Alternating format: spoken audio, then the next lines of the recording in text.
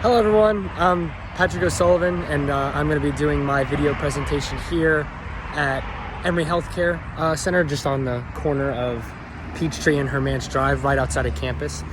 And I just wanted to talk about how in Chapter 10, Population and Health, how it focuses on the health and population, as well as the American healthcare system, which I will be focusing on in my video.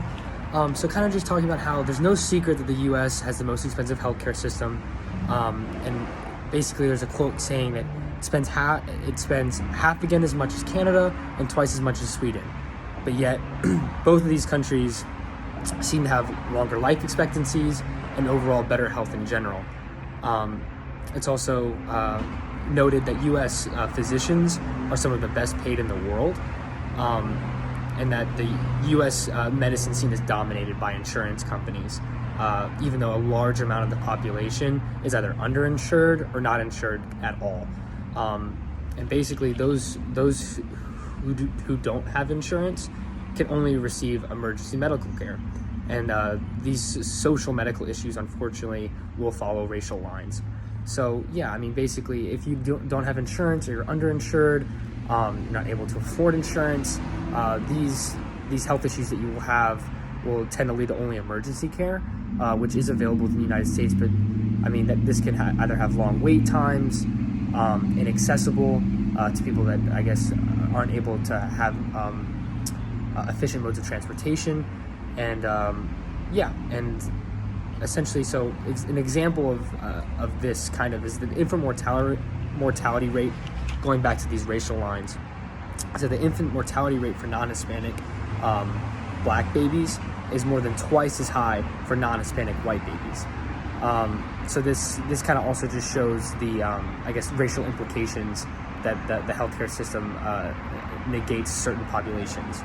The United States also structures itself around a private party system, and there are federal programs such as Medicaid, and they do little to help the social medical problem.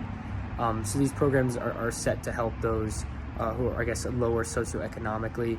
But again, yet these federal programs have done little to kind of help this problem of the underinsured or the uninsured within the United States. And essentially, what highlights this is that most health insurances is provided through a job and whatever profession that you are a part of. So that's if an individual is struggling, someone will find a job, is unemployed, whether that be to personal injury, whether that be to kind of just the state that you're in, and you're unable to be insured through the job that you have, that means this unemployment or underemployment leads to being uninsured or underinsured. So another kind of unfairness, as you'd say, of the American healthcare system. And then kind of making this applicable to Atlanta, within the city of Atlanta, Emory Healthcare makes over $2.02 billion dollars in earnings annually, and within the state of Georgia, it generates $4.01 billion in earnings. And basically, going back to highlighting the professions within healthcare, an average physician makes approximately $211,000 a year annually for the Emory healthcare system. Medical expenses without insurance for procedures, and this ranges from heart procedures, this ranges lung procedures, orthopedic procedures, which I'll get into a little bit later. Essentially, how this ranges from $15,000 all the way up to $50,000 without insurance. And even when insurance is provided, these amounts can definitely add up due to the amount of time that you're in and out of the hospital, checkups, referrals, second opinions.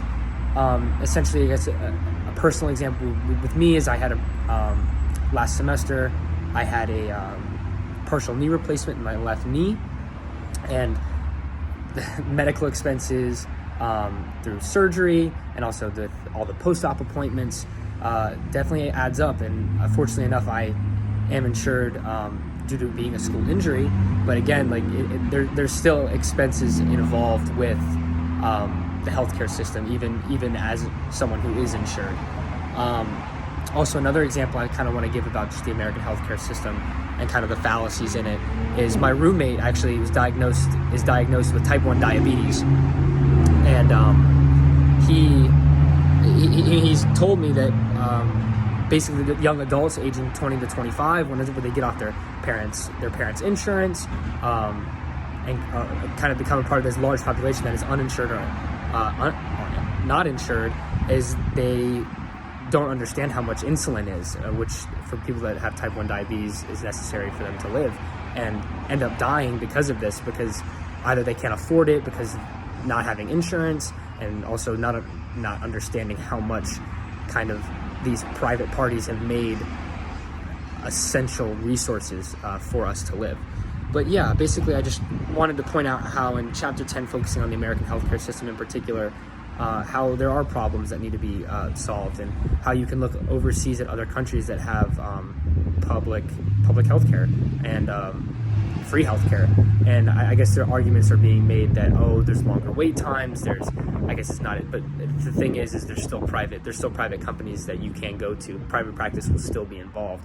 It's just making it more affordable, more generalized healthcare for everybody, especially the populations that are underinsured or uninsured, and that can't afford, that don't need to be able to afford thousands and thousands of dollars to just have a suitable standard of living.